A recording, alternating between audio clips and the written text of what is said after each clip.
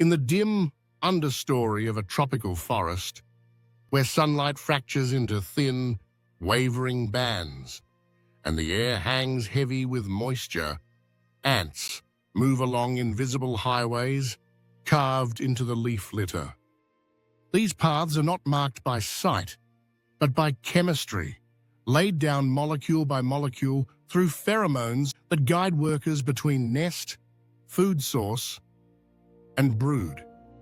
To an untrained eye, the movement looks chaotic, but it is anything but. Every turn, every pause, every interaction is governed by a nervous system tuned to collective survival, one that has evolved to prioritize efficiency over individuality. An ant's life is short, precise, and almost entirely devoted to the needs of the colony. Straying from these rules is rare, and when it happens, it is usually fatal. Yet scattered throughout these forests are ants that behave as though those rules no longer apply. They abandon the trails. They climb alone. They ascend stems and blades of grass that offer no food, no shelter, and no connection to the colony below. Their movements are slow, deliberate, and strangely purposeful, as if guided by an internal directive that has nothing to do with survival as an ant. When they reach a specific height, often just above the forest floor where humidity and temperature are narrowly balanced, they clamp their mandibles onto the underside of a leaf or twig and remain there motionless. Their legs may still twitch. Their bodies are alive, metabolizing, responding to stimuli. But the behavior that brought them here is no longer their own. This phenomenon is not the result of confusion, age, or injury. It is the outcome of one of nature's most precise and unsettling strategies: behavioral control without immediate death. Ants are particularly vulnerable to this form of manipulation because their behavior is already highly modular.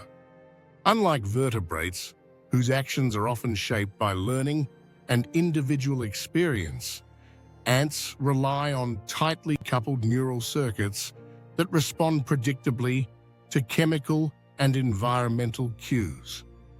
Their brains are small, but efficient, optimized not for reflection or flexibility, but for rapid execution of specific tasks. This efficiency is what allows colonies to function as superorganisms, but it also creates points of access. When those circuits are disrupted or overridden, the ant does not resist or adapt. It follows the altered signal. Inside the body of the climbing ant, a parasitic organism is growing, one that has no legs, no eyes, and no ability to reach the outside world on its own. Its survival depends entirely on the continued functioning of the host. Killing the ant too early would end circulation, halt respiration, and cut off the steady flow of nutrients required for development. Instead, the parasite interferes selectively, altering muscle control and behavioral thresholds while leaving most physiological systems intact. The ant remains alive because life itself is the resource being exploited. The precision of this manipulation is striking. The ant does not wander randomly. It climbs to a height that maximizes exposure to airflow and humidity while minimizing the risk of desiccation. It chooses a location that will remain stable through the day, protected from direct sunlight, but accessible to the conditions the parasite requires next. This is not coincidence. Over evolutionary time, parasites that failed to guide their hosts accurately were selected against, leaving behind only those capable of inducing highly specific behaviors through chemical signaling and neural interference. From the perspective of the forest ecosystem, this process is not aberrant. It is integrated. The ant's altered behavior places its body in a position where other organisms can interact with it. Spores are dispersed. Nutrients are redistributed. Energy moves from one trophic level to another in a slow, deliberate cascade.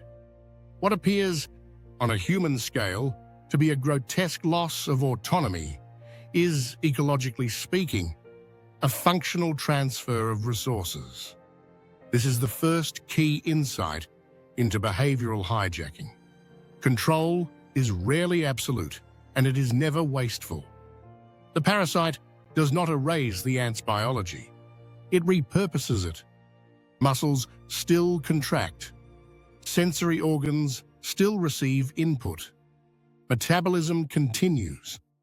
The difference lies not in whether the ant is alive, but in who benefits from its actions. To understand why this strategy is so effective, it helps to consider the evolutionary constraints of parasites themselves. Many lack the complexity required to hunt, evade predators, or navigate variable environments independently. Instead, they outsource these challenges to hosts that already possess the necessary adaptations. By taking control of an ant's movement, a parasite gains access to locomotion, environmental sensing, and microhabitat selection without having to evolve those traits itself. This is evolution by appropriation rather than innovation, and it is remarkably efficient. The ant's nervous system becomes, in effect, an extension of the parasite's life cycle. What makes this process particularly unsettling is how little resistance the ant can offer. There is no immune response capable of distinguishing between self-directed behavior and externally induced commands. Natural selection has not favored defenses against this type of manipulation because, from the colony's perspective, the loss of individual workers is an acceptable cost. Ant colonies produce thousands of individuals precisely because mortality is expected. A worker that leaves the trail and never returns does not destabilize the system. In this way, the colony's resilience becomes the individual's vulnerability. As the ant remains fixed in place, time begins to matter in a different way. The forest shifts around it. Temperature fluctuates. Moisture condenses and evaporates. Insects pass by, unaware of the transformation underway. Within the ant's body, the parasite continues to grow, drawing nutrients from tissues that were once dedicated to foraging and communication. Eventually, the host will die, but death is not the objective. It is merely the end point, reached only after the parasite has extracted maximum value from a living system. This distinction is critical. Behavioral hijacking is not about killing, it is about timing. In many ecosystems, death is sudden and chaotic, the result of predation, exposure, or injury. Such deaths are unpredictable and often inefficient from the standpoint of organisms that rely on stability. By contrast, a living host offers a controlled environment, buffered against external shocks. Blood circulates. Internal temperature remains regulated within a narrow range. Chemical gradients persist. For parasites that require specific conditions to complete their development, this stability is invaluable. The ant, suspended beneath a leaf, becomes a controlled environment in motion. Then, at rest, shaped not by its own evolutionary interests, but by those of another organism entirely. From a distance, the scene is quiet. There is no struggle, no visible sign of conflict. This is not the drama of predator and prey, but a slower, subtler interaction that unfolds over days rather than seconds.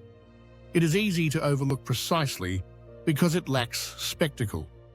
yet it represents one of the most profound disruptions of agency in the natural world. The ant's body remains intact, its systems functioning, but the link between perception and purpose has been severed. What we are witnessing here is not possession in the mythical sense, but something more unsettling. The demonstration that complex behavior can be redirected without destroying the organism that produces it. The ant is alive, responsive, and metabolically active, yet its actions no longer align with its own survival. This is not a failure of evolution. It is one of its outcomes. In forests like this, where countless interactions overlap and intertwine, behavioral control is not an anomaly. It is one of many strategies that organisms use to navigate the constraints of their own biology. The ant's climb is not a mistake, nor is it an act of defiance. It is the visible trace of an invisible influence, a reminder that in nature, control does not always require force, and survival does not always belong to the one doing the moving. Here, beneath the leaves, life continues not as a singular story, but as a layered negotiation between organisms with competing interests, each exploiting the adaptations of the other. The ant's journey upward is only the beginning. In the quiet spaces between branches, where threads of silk catch the early morning light, spiders construct structures that are among the most intricate in the animal world. A web is not a static object, but a dynamic extension of the spider's nervous system, adjusted continuously in response to wind, humidity, prey availability, and damage. Each strand is placed with precision, its tension calibrated through sensory feedback from the spider's legs. This is not instinct in the simplistic sense. It is a behavior refined by constant environmental negotiation, one that requires coordination, memory, and a delicate balance between energy, expenditure, and reward. For a spider, building a web is both survival strategy and physiological expression. Under normal conditions, these structures follow predictable patterns. The spacing of the threads reflects the size of expected prey.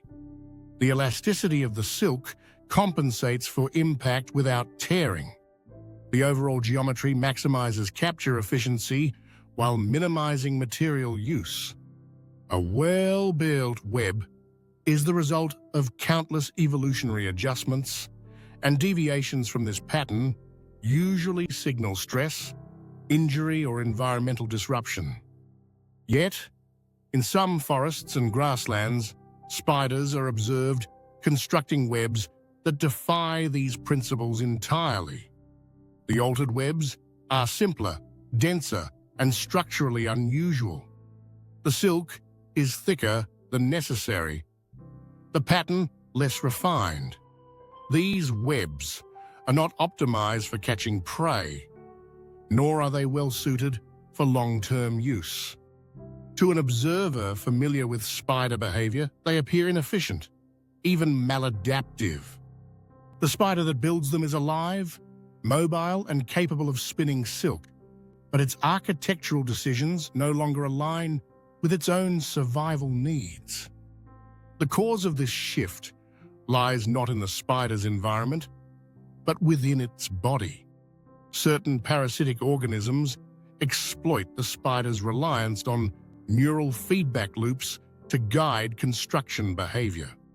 Rather than destroying the spider's ability to spin silk, these parasites interfere selectively with the signaling pathways that regulate how and where silk is placed. The spider still perceives tension. It still responds to gravity and orientation. But the fine-tuned adjustments that normally optimize the web are overridden, replaced by a simplified set of instructions that prioritize stability over efficiency. From the parasite's perspective, this transformation is not arbitrary. The altered web is designed to protect something other than the spider itself. Within the spider's abdomen, the parasite develops slowly, drawing nutrients from a host that remains fully functional. Killing the spider too early would expose the parasite to environmental hazards it is unequipped to handle. Instead, the parasite redirects the spider's most complex behavior toward a new purpose: the construction of a protective structure that will safeguard the parasite during a vulnerable stage of its life cycle. This form of control differs fundamentally from the manipulations seen in ants. There is no forced relocation, no final immobility. Instead, there is reassignment. The spider continues to perform a behavior it evolved to do exceptionally well, but the outcome of that behavior has been altered. The web becomes less a tool for hunting and more a temporary shelter, one that prioritizes durability over function. What makes this interaction particularly revealing is the level of specificity involved. The parasite does not induce random behavior. It does not cause erratic movement or generalized dysfunction. The spider's nervous system remains largely intact, its muscles responsive, its sensory organs active. Only the decision-making processes governing web architecture are modified. This precision reflects a long history of coevolution, in which parasites that disrupted too much were eliminated, leaving behind those capable of subtle, targeted influence. In ecological terms, this manipulation represents an efficient transfer of labor. The parasite avoids the energetic cost of building a structure itself by outsourcing that task to a host already equipped with the necessary biological machinery. Silk production, motor coordination, spatial assessment, and structural reinforcement are all handled by the spider. The parasite simply alters the criteria by which those systems operate. The spider's altered web also changes how it interacts with its environment. Prey capture declines. Energy intake drops. Under normal circumstances, this would threaten the spider's survival. But the parasite compensates by modulating the spider's activity levels, reducing movement and conserving energy. The spider becomes less active, less responsive, but not incapacitated. Its body enters a state optimized not for growth or reproduction, but for maintenance. This balance is delicate. If the spider weakens too quickly, the parasite loses its support system. If the spider remains too active, the parasite risks exposure or premature disruption. Natural selection favors parasites that can maintain this equilibrium, adjusting the degree of control to match environmental conditions and host resilience. The result is a relationship that appears stable, even purposeful, despite its underlying exploitation. From a broader ecological perspective, these altered webs do not exist in isolation. They influence insect movement, microhabitat structure, and energy flow within the ecosystem. A web that fails to capture prey allows certain insects to persist longer, altering local population dynamics. At the same time, the presence of reinforced silk structures provides temporary shelter for other organisms, from mites to small arthropods, creating brief pockets of altered interaction within the larger system. In this way, behavioral hijacking extends beyond the individual host.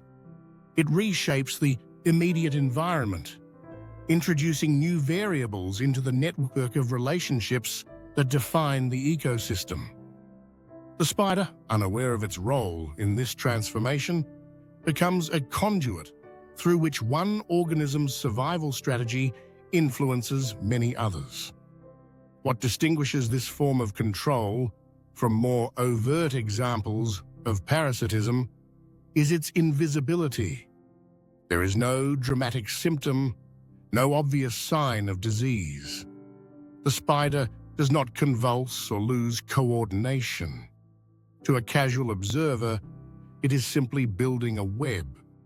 Only those familiar with the species' typical behavior would recognize the deviation, and even then, the spider appears calm, methodical, and alive.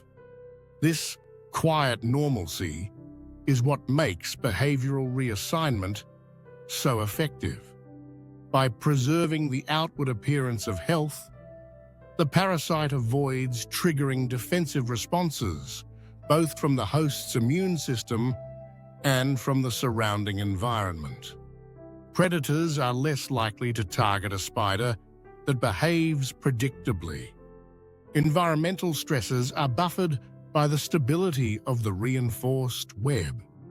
The parasite benefits from a host that remains integrated into its ecological context rather than isolated by visible dysfunction. As the parasite's development reaches its final stages, the spider's role comes to an end. But until that moment, the spider remains an active participant in a process it did not evolve to serve. Its most refined behavior has been redirected, its architectural skill transformed into a tool for another organism's survival. This interaction reveals a second truth about control in the natural world. Influence does not always manifest as domination. Sometimes it appears as guidance, as a subtle shift in priorities that leaves the underlying system intact while changing its outcome. The spider is not forced to stop being a spider. It is simply guided to build for a different purpose. In ecosystems shaped by millions of years of competition and cooperation, such strategies are not rare.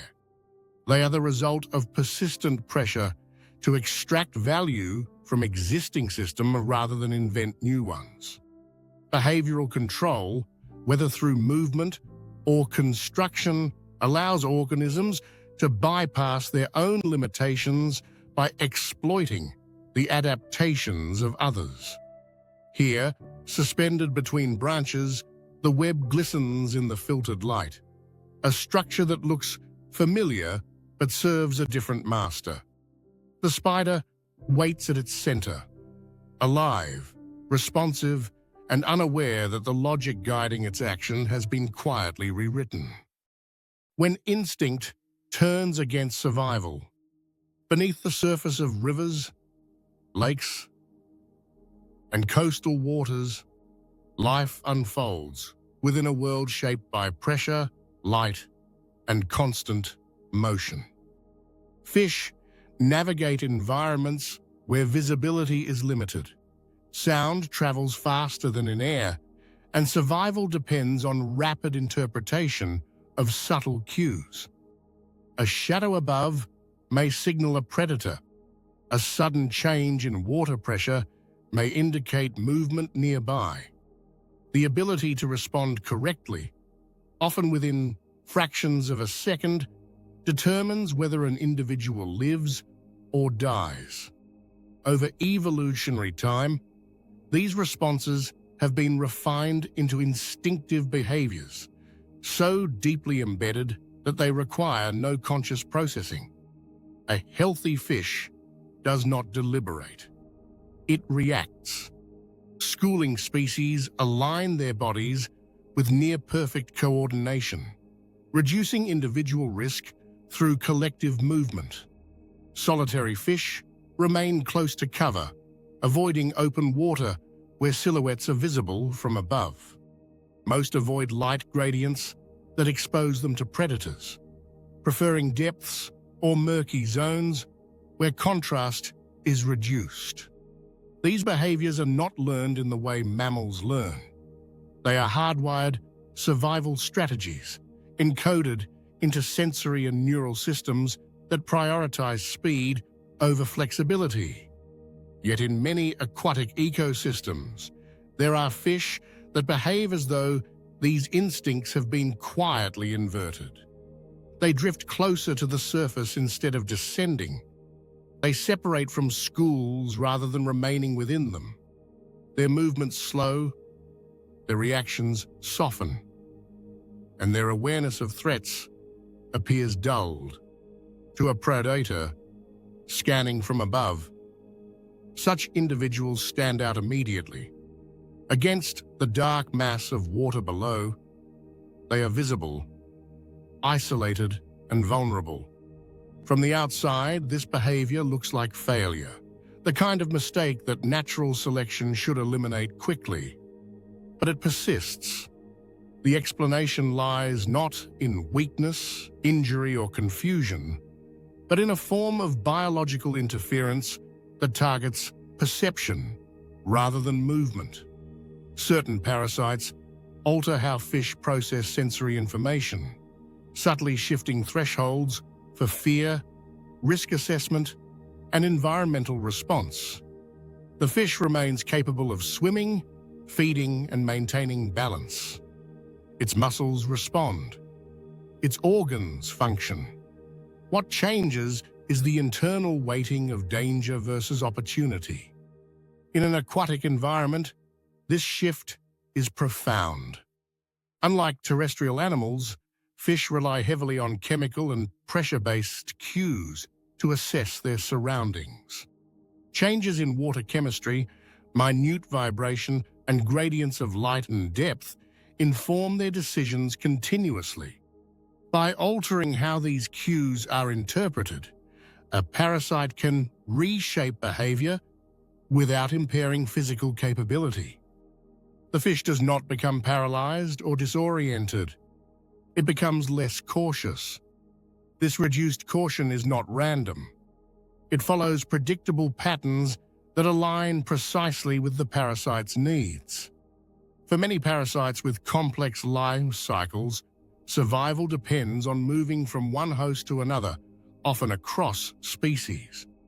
A parasite that begins its development in a small aquatic organism may require ingestion by a larger predator to reach its next stage. The challenge lies in bridging that gap. The parasite cannot hunt, chase, or signal its presence. Instead, it modifies the behavior of its current host, increasing the probability of predation. By dampening fear responses and altering habitat preference, the parasite turns the fish into a more visible, accessible target.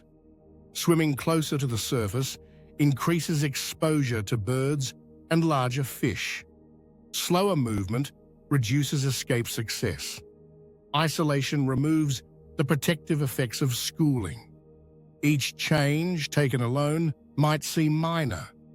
Together, they create a behavioral profile that dramatically increases the likelihood of capture. What makes this strategy particularly effective is that it does not require precise control over complex motor functions. The parasite does not need to direct the fish toward a specific predator or location. It only needs to bias behavior in a general direction, allowing natural predator-prey dynamics to complete the process. In doing so, the parasite integrates itself into existing ecological relationships rather than disrupting them. The fish's body becomes a vehicle not through force, but through probability. From an evolutionary perspective, this approach is remarkably efficient. Predation is already a dominant selective pressure in aquatic environments. By aligning its life cycle with that pressure, the parasite avoids the need to evolve specialized transmission mechanisms. Instead, it leverages behaviors that predators are already attuned to exploit. The parasite's success depends not on overpowering the fish, but on making it behave in ways predators are evolutionarily prepared to notice. Importantly, the fish is not aware of this transformation. There is no internal alarm signaling that its instincts have been compromised. Sensory input continues to flow, muscles continue to respond, and the fish continues to exist within its ecological niche, albeit in a subtly altered state. To the fish, the world simply feels less threatening. This is perhaps the most unsettling aspect of behavioral control in aquatic systems. The fish is not coerced into danger through pain or paralysis. It is guided there through a quiet recalibration of perception, one that replaces caution with indifference. The result is not panic, but calm exposure. These changes also affect how the fish interacts with its environment beyond predation risk. Altered movement patterns influence feeding behavior, energy expenditure, and social interactions. A fish that drifts away from its school expends more energy maintaining position. One that swims closer to the surface encounters different temperature gradients and oxygen levels, affecting metabolism and stress response. Over time, these physiological effects weaken the fish further, reinforcing the parasite's strategy by reducing the host's capacity to resist or recover. From the ecosystem's perspective, these infected fish become nodes of increased energy transfer. They are consumed more frequently, passing nutrients and parasites alike into higher trophic levels. This process does not destabilize the system, it sustains it. Predators benefit from easier prey. Parasites progress through their life cycles. Energy continues to flow upward through the food web.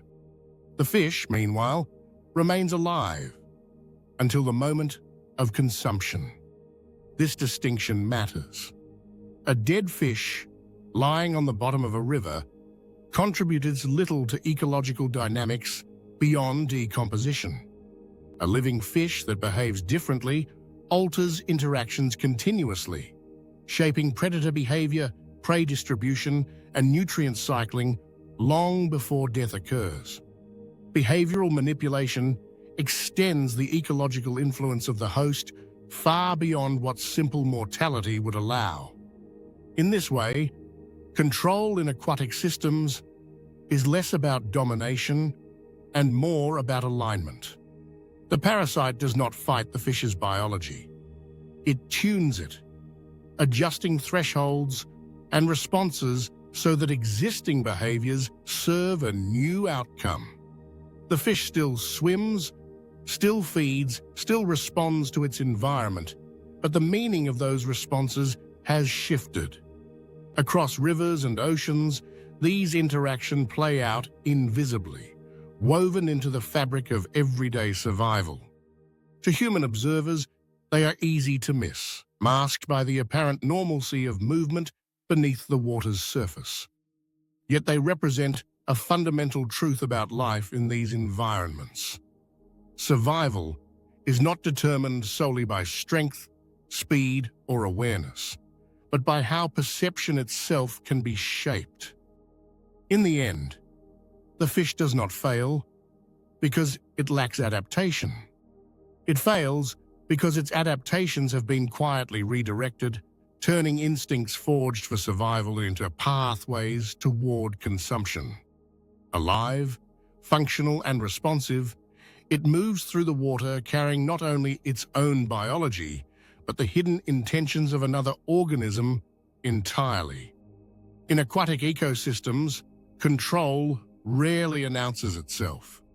It flows silently, like the currents that carry everything else along with it.